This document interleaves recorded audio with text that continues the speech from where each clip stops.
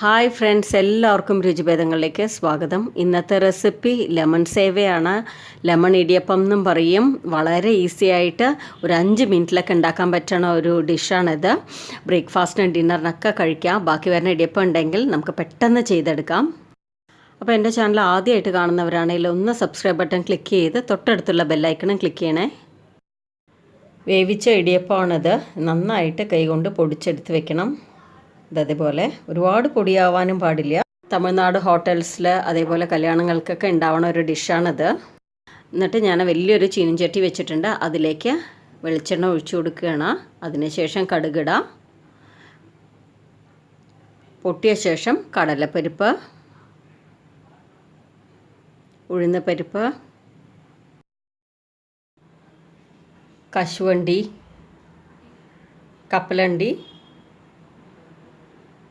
എല്ലാം കൂടെ ഇട്ടിട്ടൊന്ന് നന്നായിട്ട് റോസ്റ്റ് ചെയ്തെടുക്കുക. അതിന് ശേഷം പച്ചമുളക് ഇടുകയാണ്, കപ്പലമുളക് ഇടുകയാണ്, പിന്നെ കറിവേപ്പില.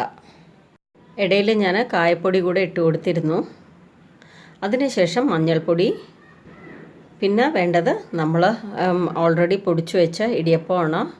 അത് നന്നായിട്ട് ഇളക്കി കൊടുക്കണം. സിമ്മിലിട്ടിട്ട് വേണം ഇളക്കാനായിട്ട്, അല്ലെങ്കിൽ അടി പിടിച്ചു പോവും. നന്നായിട്ട് മിക്സ് ചെയ്ത ശേഷം നാരങ്ങ നീര് ചേർത്ത് കൊടുക്കണം. പിന്നെ നമ്മുടെ ചാനലിൽ മസാല ഇടിയപ്പം എന്ന് പറഞ്ഞ റെസിപ്പി ഇട്ടിട്ടുണ്ടായിരുന്നു. കാണാത്തവരുണ്ടെങ്കിൽ കണ്ടു നോക്കുക. ലിങ്ക് ഡിസ്ക്രിപ്ഷൻ ബോക്സിൽ കൊടുക്കാം. പിന്നെ ഞാൻ കുറച്ച് ഉപ്പിട്ട് കൊടുക്കുകയാണ്. ഇടിയപ്പത്തിൽ ഓൾറെഡി ഉപ്പുണ്ട്, അത് നോക്കിയിട്ട് വേണം ചേർക്കാനായിട്ട്. വീണ്ടും നന്നായിട്ട് മിക്സ് ചെയ്യുക. അത് അത്രയേ ഉള്ളൂ.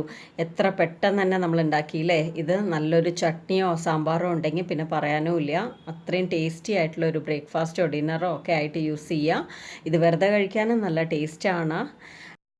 അപ്പോൾ എല്ലാവരും ഇതുപോലെ ഉണ്ടാക്കി നോക്കിയിട്ട് അഭിപ്രായം പറയണം. നിങ്ങൾക്ക് ഈ വീഡിയോ ഇഷ്ടമായിട്ടുണ്ടെങ്കിൽ ലൈക്ക് ചെയ്യണം, ഷെയർ ചെയ്യണം. പിന്നെ മറക്കാതെ എൻ്റെ ചാനൽ സബ്സ്ക്രൈബ് ചെയ്യണേ.